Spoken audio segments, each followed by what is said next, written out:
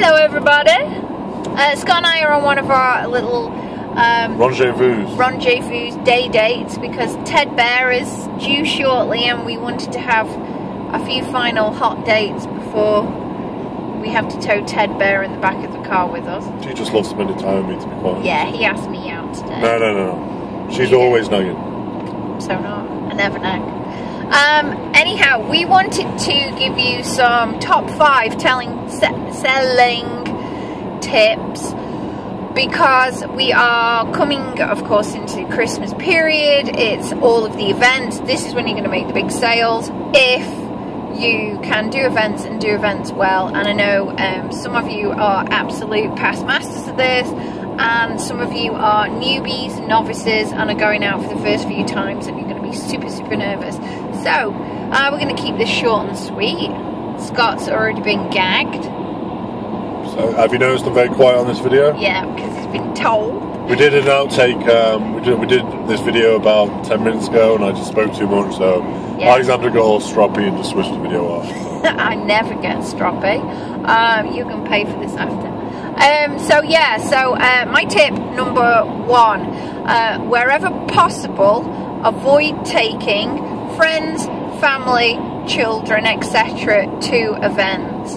I know that this is a family-friendly business. I know that there's loads of mums that do it. But if at all possible, try not to have the little people around because you're trying to look after them and trying to sell, and you can't do both things really well. We see this from experience. If you are taking friends or family with you, let them know that the minute somebody comes to your table, you are going to cut them dead. It doesn't matter if they've just told you they're expecting the best and biggest news in the whole wide world. Just cut them absolutely dead, stand up, say hi to your customer and get on with it. So if you are going to bring people, my top tip is let them know that they're not your number 1 priority. Getting sales are. Okay, Mr. Scott, what do you got for me? Something which Scentsy corporate say this quite a lot, and quite a lot of people say this too, and it really does annoy me. As much as I try to understand why they say this, but Scentsy corporate say quite a bit that Scentsy sells itself. No, Scentsy does not sell itself. It's a great product. It certainly attracts people in, but it just doesn't sit there and, you know, you put your feet up, read a newspaper, people come over with money and the warmers walk out on their little feet on their own. It certainly doesn't work like that. As I said, it attracts people in, the smell attracts people in, but you have actually, especially in new countries like here in Europe, Australia, Mexico, and still parts of Canada and the US where people don't know what the product is, you've actually got to get up there and you've got to explain this product. You've got to explain how it works, and your sales pitch needs to be short and sweet, and it needs to be engaging. So you need to engage with your customers. A great tip to engage with your customers is explain the product, explain how it works, but don't tell them the price. That way, if they're interested, they are going to ask you how much. So you know, if someone doesn't ask how much, they're really not interested anyway. So you need to learn how to cut them dead by being polite. But if they ask you the price, you know they're genuinely interested, and then you can move on from there. And then I can kind of go into the whole sales, like, oh, do you use candles at home? What do you use? So you really get to know them. You feel like you're connecting. But no, let's get back to the beginning of number 2. Now, Scentsy does not sell itself. So have an elevator pitch. Yeah. Sales pitch. It's a great product. And I know people say it sells itself, but it really annoys me. Scentsy does not sell itself. So that's tip 2. Get your sales pitch ready and have your Scentsy smelling good. Okay, sales pitch number 3. Smile! Smile! Engage your customer. Stand up when customers come to your stand and say hello.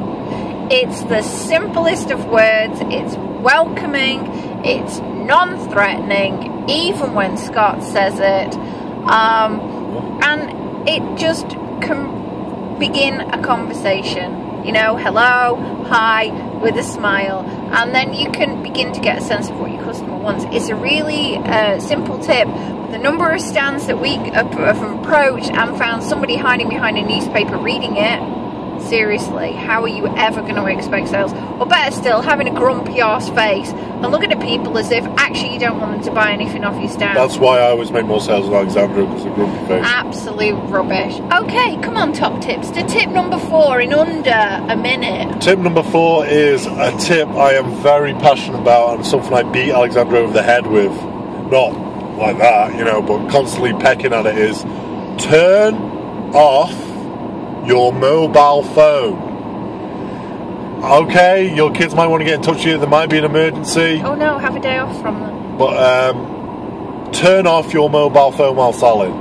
End of story. No reading books on your phone, no clicking on Facebook, and no just chatting to friends. You are working. You are working your business. If you were employed, would you be allowed on your mobile phone? No. At least if you have to have it on, turn the data roaming and stuff off. Turn the internet off. Yeah. Completely. Do not text unless it's an emergency. But do not go on your mobile phone. It can be a massive distraction. And can I just say one thing? People have always said, but you don't lead by example, because I always see you putting up Facebook posts while you're at events.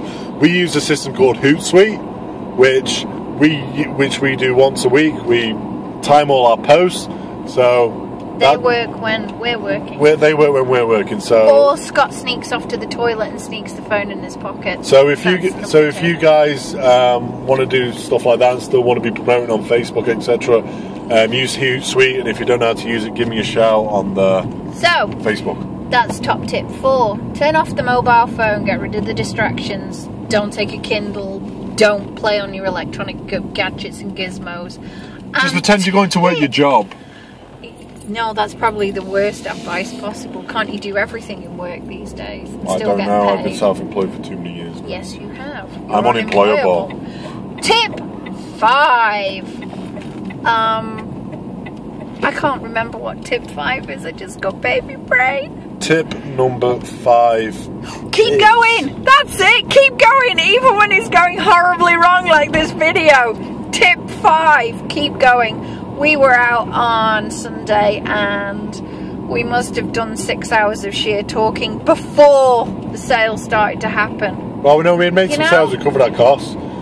But it was before the sales came, before the profit came. But it was at that point, Alexandra, where it was a case of either give up and go home. No, we covered our costs, so we didn't lose anything. But it was either case we can either make some money here, or we can just settle for, well, we've covered our costs, let's just go home. No. So that's not. You've got to pump it all the way out to the end if you want to be a champion. You do, and you know, if you're there all day long explaining what the product is, and you just get in the nose, you know, don't give in. And a bonus tip on the get in the nose thing: people say no to us all the time, but when they do, we always say, "Hey, well, we've got we do a free newsletter." Can I just we do a free newsletter, so if you want to leave your name and your email address, we will message you once a month. So we always try and get details from these people, so even if we leave an event with absolutely no sales whatsoever, we have lots of names and numbers. We have names and numbers and the possibility of new customers. But can I just confirm? Those are all our top Can I just tips. confirm something?